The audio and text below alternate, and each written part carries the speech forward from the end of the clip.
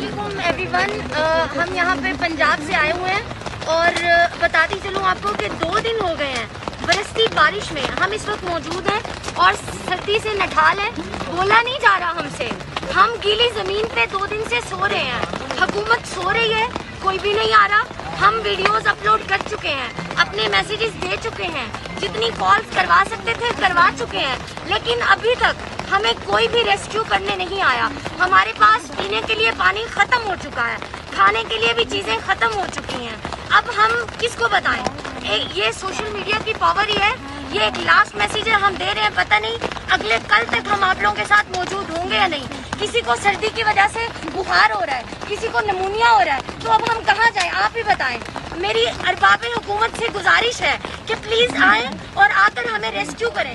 हम आपकी मदद के लिए इंतजार कर रहे हैं। यहाँ पे इस वक्त मौजूद हैं और हम स्टक हुए हैं खाना बदोश कैंट, उनके हम कैंप्स में थे और हम ऊपर आए हैं। अब यहाँ एक आग जलाई हुई है हमने और यहाँ पे हम सब लोग मौजूद हैं और हमें पता नहीं है कि हमारा क्या बनेगा, क्योंकि दोनों तरफ पानी आ चुका है, लेफ्ट पे भी और राइट पे भी, और हम पहाड़ की चोटी पे मौजूद हैं। हम लोग 25 के करीब हैं और हालात ये हैं कि हम लोगों के पास फूड शेल्टर कुछ भी नहीं था। अभी शेल्टर हमने खुद बनाया है अपनी मदद आपके तहत, और पानी का अरेंजमेंट अभी तक नहीं हो सका। और कॉल्स वगैरह तो आ रही है बहुत ज़्यादा, लेकिन ये है कि रास्ते बहुत बंद हैं हर जगह से, तो हम तक पहुंचना भी मुश्किल है लोगों के लिए।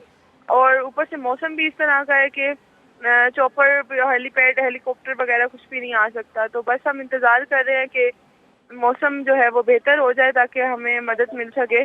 और ज़मीनी रास्ता तो वैसे ही मुंतका हो चुका है। हम 25 लोग हैं, उसमें हम 8 लड़कियां हैं और बाकी सारे लड़के हैं, और बच्चे नहीं हैं कोई, सारे स्टूडेंट्स हैं और कोई प्रोफेशनल्स हैं। बस मैंने सबको, जितने भी मुझे कॉल्स वगैरह आई हैं, उनको मैंने अपनी लोकेशन भी भेजी है और बताया भी है। उन्होंने कहा भी है कि हम आपको जल्द रेस्क्यू कर लेंगे, और फूड वगैरह भी पहुंचाने का कहा गया है, लेकिन अभी तक हम वेट कर रहे हैं सुबह से। हमारे पास सामान वगैरह कुछ भी नहीं है और ज़रूरत बस यही है कि यहाँ से हमें एवैक्यूएट कर दिया जाए, रेस्क्यू कर दिया जाए, तो बड़ी अच्छी बात होगी। मैं 1-2 दिन पहले आई हूँ और वापसी का रूट दूसरे दिन ही पता लगा कि जी ख़राब होना स्टार्ट हो गया, और जो हमारा यहाँ से थल की तरफ ब्रिज है वो टूट गया है।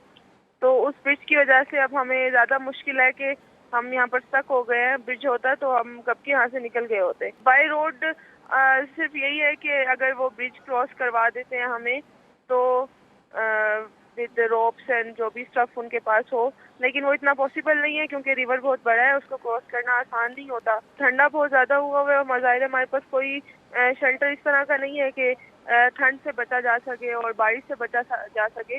बस एक आग भी लकड़ियों को जलाकर हमने कोशिश की है कि कुछ बेहतर कर सके खुद को जिंदा रखने के लिए। कुछ लोगों के पास सिग्नल्स की फैसिलिटी है, कुछ बाकियों के पास सिग्नल भी नहीं है, चार्जिंग भी नहीं है।